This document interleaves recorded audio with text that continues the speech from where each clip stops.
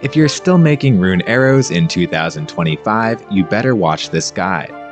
Fletching has undergone massive changes over the past year.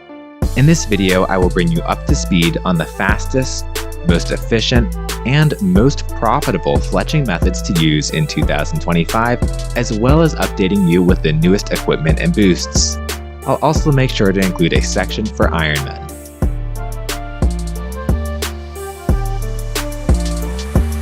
Fletching is valuable for unlocking superior scrimshaws for skilling in PVM, access to the max guild, and tons of completionist cape requirements.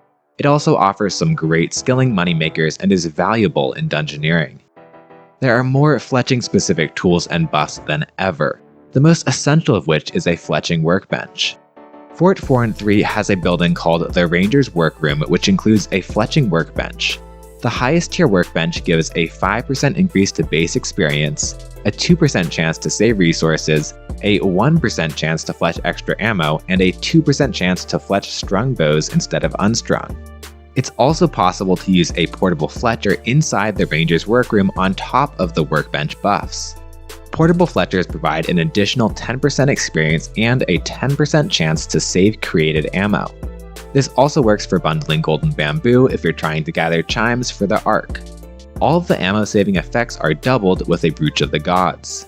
Other wearable buffs include the Fletcher's Outfit, which gives a 6% XP buff and can be earned via stealing creation points purchased from the Traveling Merchant store, or it can be grabbed on the Double XP token store, and the Amulet of Offerings from the Ode of the Devourer quest. The amulet gives a 3% XP buff and can be combined with Latent Offerings to give a 10% base XP bonus. The downside to the upgraded amulet is that any produced items are destroyed and the amulet degrades. It is only worth using the upgraded amulet if you're going for the absolute best XP rates or making broad arrows. Otherwise, stick to the base amulet for a 3% XP buff. The crystal knife is useful if you're making bows or arrow shafts or care styling zygomites starting at level 82 fletching, but it has limited utility and I don't recommend it for most players. The final piece of gear I suggest is a fletching cape once you hit level 99.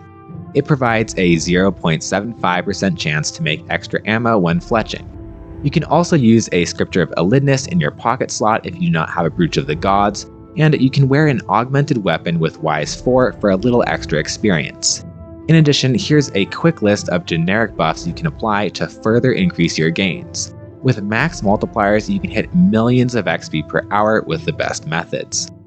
The absolute fastest method for 99 or 110 fletching is bronze arrows from levels 1 to 11, then darts all the way until 200 million XP with one exception. We'll do broad arrows instead of mithril darts at level 52 if you have them unlocked. I suggest fletching darts in the Ranger's Workroom on your portable fletcher in World 84 for pulse core and other buffs.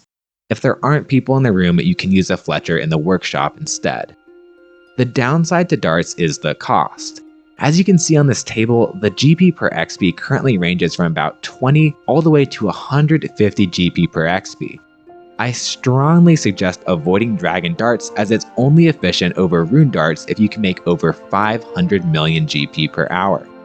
Darts also aren't particularly AFK, but the extremely fast XP more than makes up for it. Using darts, it's possible to get 99 fletching in under 5 hours with full buffs. If darts are too expensive for you, I have an alternative efficient path I've handpicked for more casual players who have some money but aren't trying to spend a billion GP on 110 fletching. From levels 1 to 40, we'll do bronze arrows. These are currently almost 2 million GP profit per hour and over 50k XP per hour. Very good for a low level. Make sure to check prices before buying too many arrows. Also, be warned, the buy limits aren't great.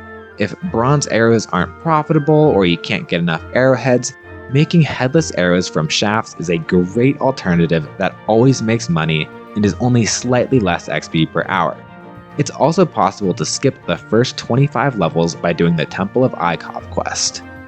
At level 40, we'll swap to cutting then stringing willow short bows. This is better XP than bronze arrows, slightly less click intensive, and still makes money. Prices can fluctuate a lot at this stage, so it's safer to make the full bow from scratch, but check GE buy prices to find the best option. At level 40, start stringing Willow shield bows. This can be a slight loss, but it's better XP than short bows. Typically, it's possible to buy the unstrung bows for a good price on the GE. At level 50, we'll string Maple short bows. This is about 150k XP per hour and break even. Continue this until level 55, where you can swap to shield bows, or you can stop at level 52 if you want a better method. At level 52, you unlock Broad Arrows. Broad Arrows are about 15 GB per XP, but you can reduce the cost by buying the arrowheads daily from Slayer shops. You can buy up to 9,000 a day combined from the Slayer Master in Taverley, the General Store owner in the Bandit Camp, and any other Slayer Master. Broad Arrows are over 650k base XP per hour. The downside to Broad Arrows is that you need to unlock the ability to create them for 300 Slayer points, and they're somewhat expensive, but they are much cheaper than darts. Using the Amulet of Fletch's offerings is a good choice with Broad Arrows at current prices. You can't sell the arrows, so allowing the amulet to destroy them in exchange for 7% more XP than the base amulet is worth the current recharge price of a Moonstone. At current GE prices, it's about 14 GB per XP to use the amulet with Broad Arrows. If you're going the Broad Arrow path, I suggest doing this to either level 69, where you unlock Rune Bolts, or level 100, where you unlock Eternal Magic Bows. If you can't do Broad Arrows or it's too expensive for you, stick to Maple Shield Bows until level 61. At level 61, make Adamant Bolts until level 65, and then add Diamond Bolt Tips to them starting at level 65 all the way to level 69. Alternatively, you can make U-Short Bows. At level 69, you unlock Rune Bolts. This is your first high XP, great GP per XP method. Rune Bolts are up to 600k base XP per hour and profitable depending on your boosts. I suggest making these all the way to level 110 Fletching. Nothing else compares from a profit versus efficiency perspective for most players. At level 100, you do have another option. Making Martial Magic short bows is about 800k base XP per hour and very AFK. Unfortunately, the prices of the bows can fluctuate significantly, making this worse than Rune Darts most of the time. If you can buy the bows for a good price, or prefer to pay a little extra for some AFK XP at high rates, then these bows are a great option for you.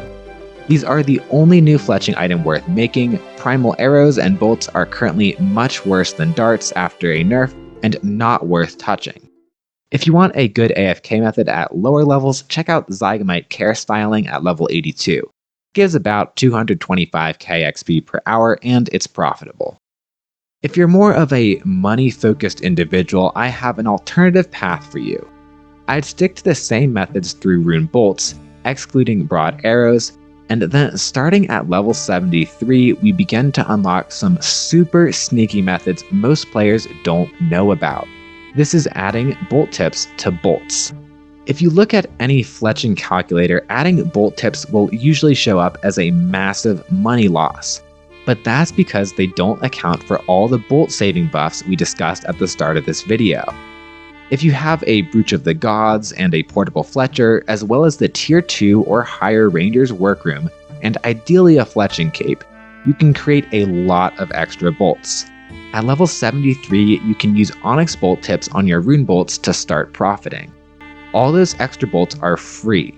With all these buffs, that means making Onyx Bolts is well over 15 million GP per hour.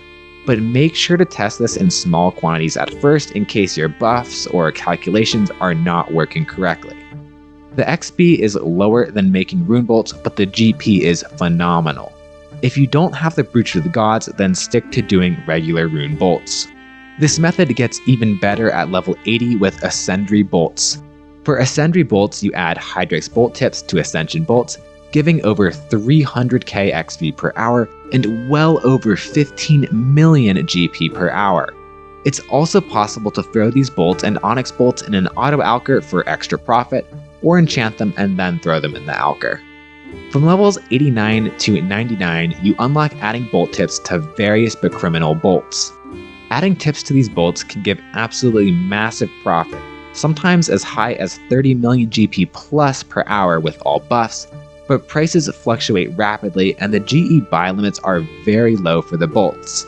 For this reason, it takes a lot of planning to do well, and I can't recommend a particular bolt for you to choose.